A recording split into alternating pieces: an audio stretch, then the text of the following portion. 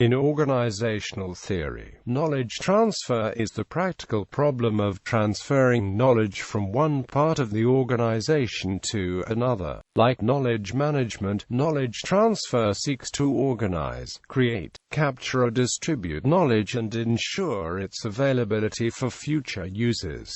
It is considered to be more than just a communication problem. If it were merely that, then a memorandum, an email or a meeting would accomplish the knowledge transfer. Knowledge transfer is more complex because knowledge resides in organizational members, tools, tasks, and the sub-networks, and much knowledge in organizations is tacit and hard to articulate.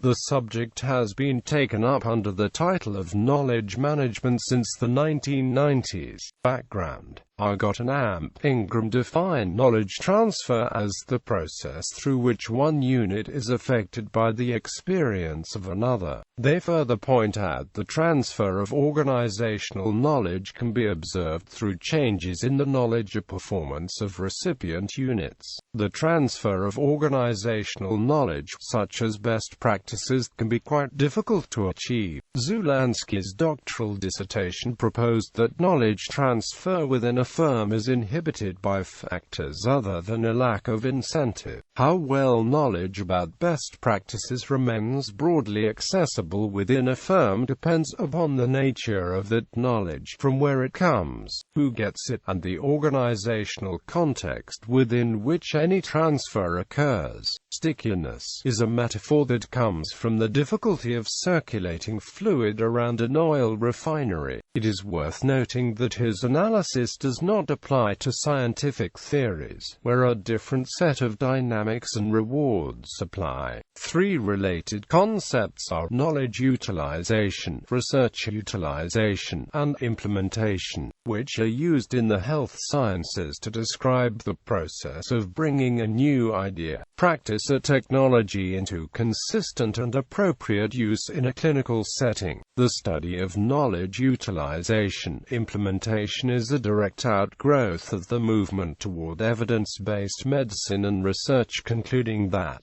healthcare practices with demonstrated efficacy are not consistently used in practice settings. Knowledge transfer within organizations and between nations also raises ethical considerations, particularly where there is an imbalance in power, relationships, or in the levels of relative need for knowledge resources. Knowledge transfer includes, but encompasses more than, technology transfer.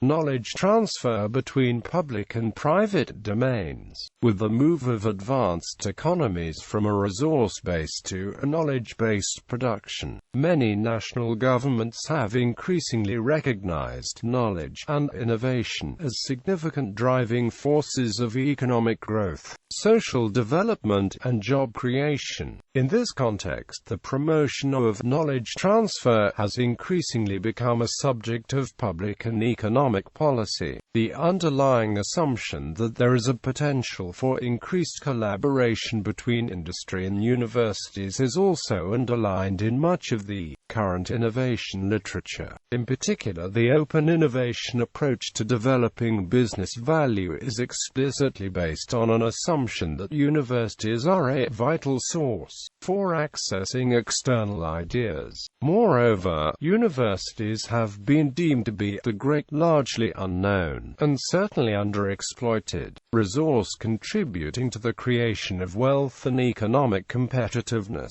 Universities and other public sector research organizations have accumulated much practical experience over the years in the transfer of knowledge across the divide between the domains of publicly produced knowledge and the private exploitation of it. Many colleges and PSROs have developed processes and policies to discover, protect and exploit intellectual property rights, and to ensure that IP is successfully transferred to private corporations, or vested in new companies formed for the purposes of exploitation. Routes to commercialization of IP produced by PSROs and colleges include licensing, joint venture, new company formation and royalty-based assignments. Organizations such as AUTM in the US, the Institute of Knowledge Transfer in the UK, SNITTS in Sweden and the Association of European Science and Technology Transfer Professionals in Europe have provided a conduit for knowledge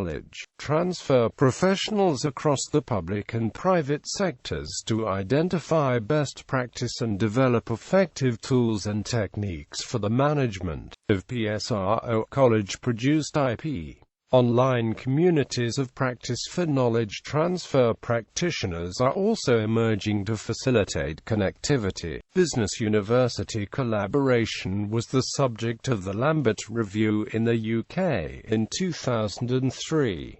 Knowledge transfer in landscape ecology. By knowledge transfer in landscape ecology, means a group of activities that increase the understanding of landscape ecology with the goal of encouraging application of this knowledge. 5 factors will influence knowledge transfer from the view of forest landscape ecology: the generation of research capacity, the potential for application, the users of the knowledge, the infrastructure capacity, and the process by which knowledge is transferred. Types of knowledge. Knowledge is a dominant feature in our post-industrial society, and knowledge workers comprise an enterprise. If knowledge is the basis for all that we do these days, then gaining an understanding of what types of knowledge exist within an organization may allow us to foster internal social structures that will facilitate and support learning in all organizational domains. Blackler expands on a categorization of knowledge types that were suggested by Collins, being embrained, embodied, encultured, embedded and encoded. It is important to note that these knowledge types could be indicative of any organization, not just those that are knowledge-based heavy. Embrained knowledge is that which is dependent on conceptual skills and cognitive abilities. We could consider this to be practical, high-level knowledge where objectives are met through perpetual recognition and revamping. Tacit knowledge may also be embrained, even though it is mainly subconscious.